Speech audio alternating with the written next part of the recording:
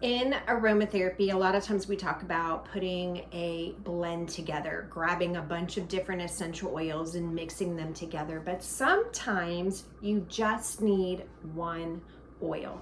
So I did a intuitive scent reading for a client today, and we went through the gamut. I think she smelled, it was a live session because I do them virtually as well, where we do the energetics of the essential oils. But today during our live session, we went through, I think it was like 32 different essential oils.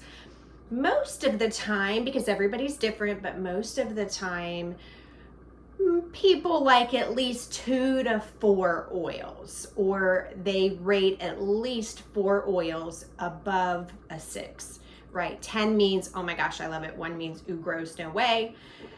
But this client, there was only one oil that she loved, and it was rose. So when I put formulations together, I love to blend. I love to put teams of essential oils together to accomplish a common goal. But sometimes we're in a place or stage in our life where only one oil is going to help us right now. And sometimes we're kind of stuck, right? It's like a wheel, spokes on a wheel. You get stuck and we have to move in one direction or the other before things can click in. It's what I call the in-between phase. And, we get stuck in between phases in our life. But sometimes you need a combination of oils, and sometimes you just need one oil. In this case, it's rose. So some of the things that are going on with her, there's anxiety, and the anxiety is related to menopausal anxiety, but there's grief going on. Also, there's a lot of transitioning between selling a home and moving to a new place, changing jobs, going into a new job, losing some independence, and starting to lean on other people, right? There's these transitions that happen as we age. They're going to happen at different stages. Sometimes we're the child helping our parent going through that. Sometimes we're the parent going through that, right, with other people and other family members. And so I love rose because rose is so good to nurture the heart. And I was talking with somebody earlier today, and we were talking about the way to somebody's heart is through their nose. And rose is the one that captured my client's heart. She started welling up, but she's like, these are sad tears, but they're also happy tears. And it's helping me find peace with my sadness. It was such a perfect description of what rose can do. And so when you're doing that, and if you're going to make something up for yourself, then you can take, and there's something very calming and soothing about blending, but also counting. And so we're going to do 1, 2, 3, 4, 5, 6, 7, 8, 9, 10, 11, 12. I'm kind of feeling like she needed a dozen drops. This is a 10 ml bottle, so I usually like to do about 10 drops, but you can also go up to 20 drops. More is not better because we have to be careful with emotional sensitivity. Some people can't handle the power of 20 drops, and that's where most people get into trouble and they make the biggest mistake. They're heavy-handed with the amount of oils that they're doing. Number one, let's be kind to our plants that were sacrificed to give us this beautiful oil, right? Sustainability, conservation. More is not better from a sustainability standpoint, but from an emotional standpoint, a lot of people are hypersensitive. They can't handle this much. And so we want to be mindful. And technically, if I put 1 drop in this blend, she's going to smell it. And even if it's subtle, even if it's light, she's going to feel the energetics. 1 drop is enough to shift her from, even if it's 1 degree, from the sadness into the joy. 1 drop is enough.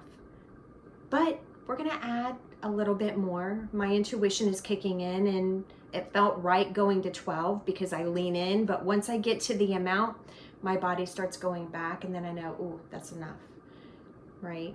And so then I'm going to add the carrier. Just roll it together and mix it up with the carrier in there.